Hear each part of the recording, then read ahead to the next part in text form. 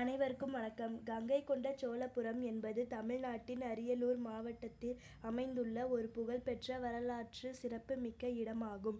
இது மிகப்பெரிய சோழ பேரரசு ராஜேந்திர சோழன் கட்டிய புதிய தலைநகராகும். இந்த கோவில் ராஜராஜ சோழனின் மகன் ராஜேந்திர சோழனால் கட்டப்பட்டது. 11ஆம் நூற்றாண்டு கங்கை வரை ஜெயித்த இராணுவ வெற்றியை நினைவு கூற இந்த நகரம் கங்கை கொண்ட சோழபுரம் என பெயரிடப்பட்டது. சோழர்களின் நிர்வாக, கலாச்சார, மத மற்றும் இராணுவ மையமாக விளங்கியது. இந்த கோவில் தஞ்சாவூர் பெரிய கோவில் போன்றதாகும். இந்த கோவில் யுனெஸ்கோ உலக பாரம்பரிய சிறப்பு பட்டியலில் இடம்பெற்றுள்ளது.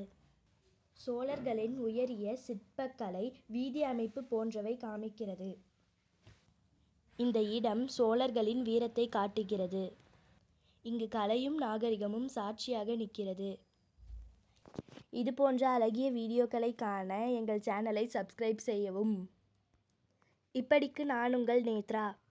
நான் உங்கள் தீபிகா.